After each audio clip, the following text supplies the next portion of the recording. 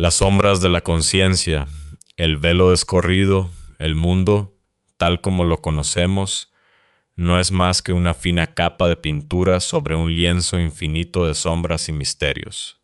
A menudo, el ser humano camina por la vida con los ojos fijos en lo tangible, en lo que puede tocar y medir, ignorando que a solo unos centímetros de su percepción, el aire vibra con presencias que no tienen nombre.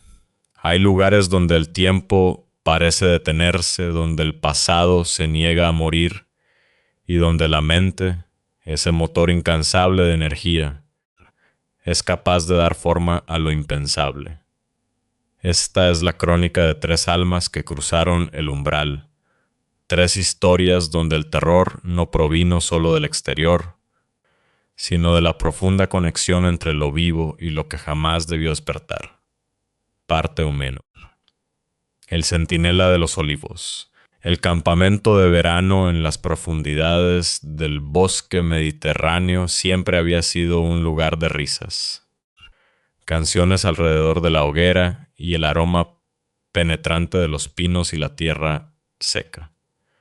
Sin embargo, para Micaela, una joven de sensibilidad afilada como una cuchilla, aquel campamento de los scouts guardaba un peso que nadie más parecía notar.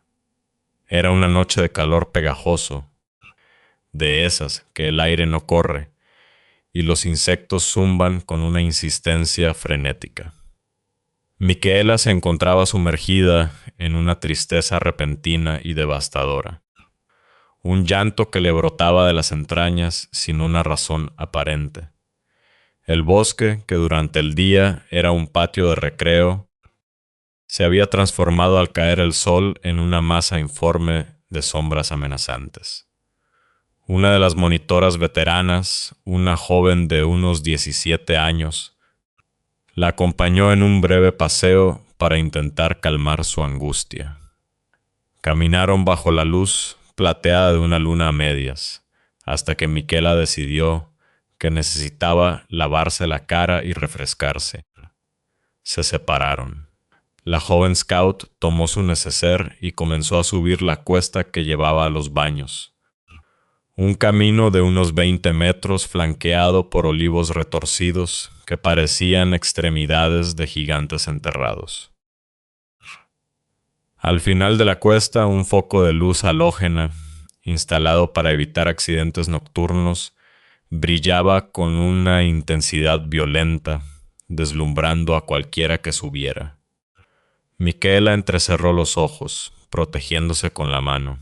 Fue entonces cuando la vio, recortada contra la luz blanca y cegadora, una figura humana permanecía inmóvil junto a los olivos.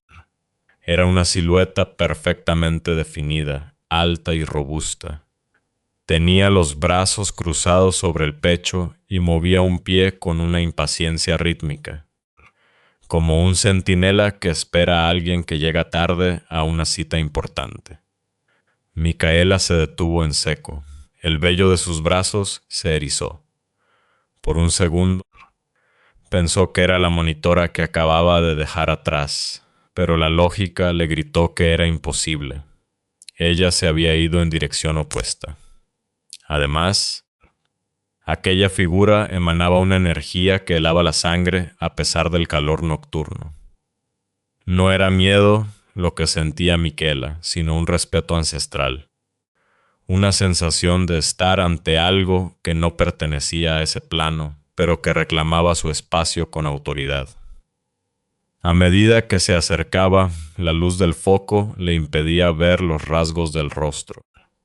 Por una mezcla de educación y terror instintivo, Micaela bajó la mirada al pasar junto a la figura. Podía sentir el frío que desprendía, un vacío en el aire que succionaba el calor de su propio cuerpo. Caminó 2 metros más, con el corazón martillando contra sus costillas, y entonces la curiosidad pudo más que el instinto. Se giró. La figura dio un paso hacia la oscuridad de los olivos y, ante los ojos desorbitados de la joven, se desvaneció. No se ocultó tras un árbol, simplemente se deshizo en el aire, como el humo disipado por un soplido invisible.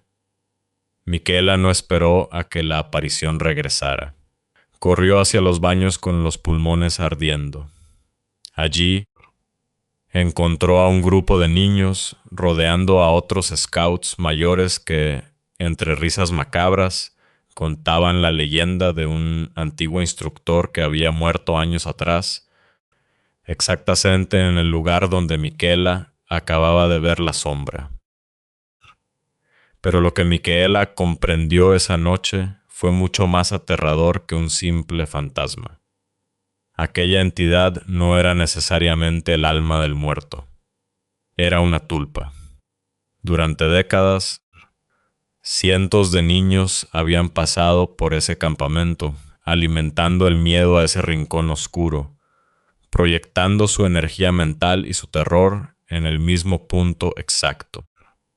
La creencia colectiva había tomado forma. El miedo de los vivos había creado una criatura de energía que ahora habitaba los olivos, condenada a existir mientras alguien, en algún lugar, siguiera creyendo en ella. La mente humana no solo percibe el horror, a veces lo fabrica. Parte 2. El susurro del agua negra Elena siempre se consideró una mujer valiente. Podía disfrutar de las películas más sangrientas en la soledad de su habitación a las 3 de la mañana, sin que su pulso se alterara.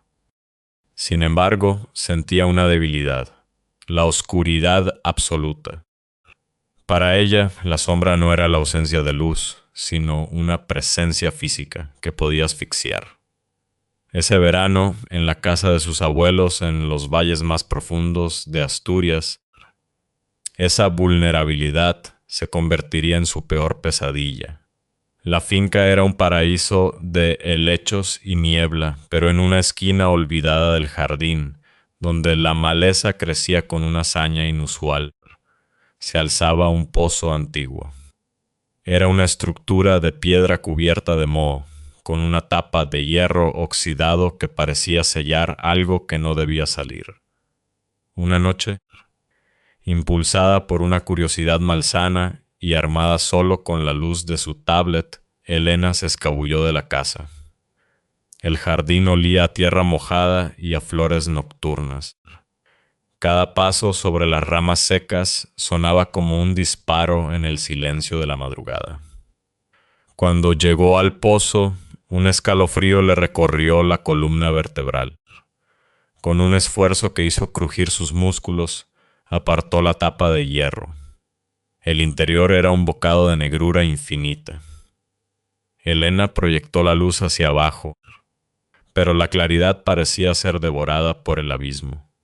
De repente, un golpe seco resonó desde las profundidades. ¡Tac! Elena retrocedió, su respiración volviéndose errática. Intentó convencerse de que era una piedra desprendida o un pequeño animal, pero entonces el aire trajo un sonido que la dejó paralizada. Elena, susurró una voz desde el fondo del pozo. Era una voz húmeda, quebradiza, como si las cuerdas vocales de quien hablaba estuvieran llenas de lodo. La joven se quedó petrificada. ¿Hay alguien ahí? Logró articular con un hilo de voz. Elena, baja. Repitió la voz, esta vez con una urgencia que rayaba en la desesperación. En ese instante, la cuerda podrida que colgaba de la polea comenzó a tensarse. Subía y bajaba rítmicamente, como si algo, desde la oscuridad más absoluta del fondo, estuviera trepando con una fuerza inhumana. Elena no esperó a ver qué saldría de allí. Corrió hacia la casa, entró y echó todos los cerrojos, ocultándose bajo las mantas mientras el sudor frío empapaba sus sábanas. A la mañana siguiente, el sol asturiano no logró disipar su miedo. En el porche trasero encontró una hilera de huellas mojadas. Eran huellas de pies descalzos, pequeños, que se dirigían desde el pozo directamente hacia la puerta de la casa. Elena se hizo la caló, intentando proteger su cordura hasta que días después, mientras se lavaba los dientes, la cámara de su tablet se activó sola. En la pantalla vio su propio rostro pálido y, justo detrás de su hombro, una figura blanca, con el cabello lacio y empapado cubriéndole la cara. Se giró, pero no había nada. Solo el olor a agua estancada inundando el baño. Finalmente confrontó a su abuelo. El anciano, con la mirada perdida en las montañas, le confesó la verdad. Años atrás, una joven del pueblo había caído al pozo. Se llamaba Elena. Cuando bajaron a buscarla, el cuerpo no estaba. El pozo era tan profundo que decían que conectaba con corrientes subterráneas que jamás devolvían lo que tomaban. Pero la entidad no se quedó en Asturias. Cuando Elena regresó a su ciudad, el horror la siguió. Comenzó con pelos largos, lisos y negros que aparecían en el desagüe de su ducha, a pesar de que ella tenía el pelo corto. Luego, las noches se volvieron un campo de batalla. Una madrugada, a las 3:17, se despertó con un llanto que parecía emanar del mismo suelo de su habitación. Un llanto desgarrador que terminó con una frase susurrada al oído. Ya estoy aquí. A la mañana siguiente, una amiga le envió un audio que Elena supuestamente le había mandado a esa misma hora. Eran 30 segundos de sollozos bajo el agua y una voz gutural pronunciando el nombre de su amiga. Al revisar su teléfono, Elena encontró archivos grabados con el nombre Pozo. Eran audios de ella durmiendo, donde se escuchaba su respiración tranquila y, de fondo, una voz que no era la suya susurrando. «Baja, Elena, baja». El clímax llegó cuando su padre, un hombre escéptico, se encontró de frente con la sombra en el pasillo a las 3 de la mañana. Una silueta blanca, empapada, que lo miraba con una fijeza insoportable. Al revisar las cámaras de seguridad al día siguiente, vieron cómo la puerta principal se abría sola a las 3:16 y hizo una figura pálida, con la piel translúcida por el agua. Entraba descalza y se deslizaba hacia la habitación de Elena. Elena comprendió entonces que no solo había despertado un recuerdo, sino que había permitido que una soledad hambrienta se aferrara a ella. En sus libros de la escuela, encontró una nota escrita con su propia letra, pero con una caligrafía que no reconocía. «Nos veremos en el pozo». La joven del agua no buscaba asustarla, buscaba una sustituta, alguien que compartiera con ella la eternidad en la oscuridad líquida. Parte 3. El vals de los difuntos. En el corazón de un barrio antiguo de la ciudad, el apartamento de la abuela, Carmen exhalaba un aroma a lavanda rancia y naftalina. Tras su muerte, sus nietas, Marta y Laura, se encargaron de vaciar aquel museo de recuerdos amarillentos. Marta, la más pragmática de las dos, se encargaba de los muebles pesados, mientras Laura se perdía entre los objetos del tocador. Fue allí donde descubrieron la caja de música. Era una pieza de madera de nogal, tallada con ángeles que parecían llorar. En el centro, una bailarina de porcelana, con el tutú desgastado, esperaba su turno para girar. Al abrir la tapa, una melodía melancólica y discordante inundó la habitación. Era un vals sat que parecía compuesto de suspiros. «Es preciosa», dijo Laura, hipnotizada por el movimiento de la figurita. Esa noche, Laura se quedó a dormir en casa de Marta. Pusieron la caja sobre la mesa del salón. A las 2 de la mañana, Marta se despertó al oír la melodía.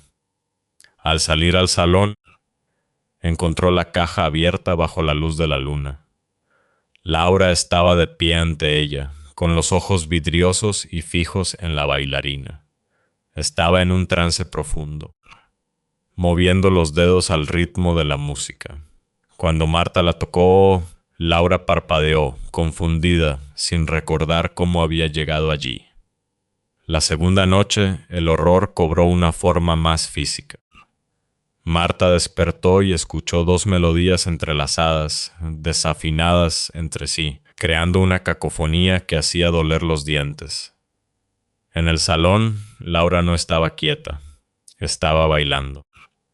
Sus movimientos eran rígidos, mecánicos, idénticos a los de la muñeca de porcelana. Tenía una sonrisa grabada en el rostro que no era suya. He soñado que era ella, confesó Laura al despertar, temblando. Estaba dentro de la caja. El espacio era pequeño y olía a madera vieja. Había una mujer bailando conmigo, y un hombre alto me decía que pronto estaríamos todos juntos para siempre. Marta, asustada, investigó la caja a la luz del día. En la base vio una inscripción casi borrada. Para mi querida Carmen, que baile eternamente conmigo.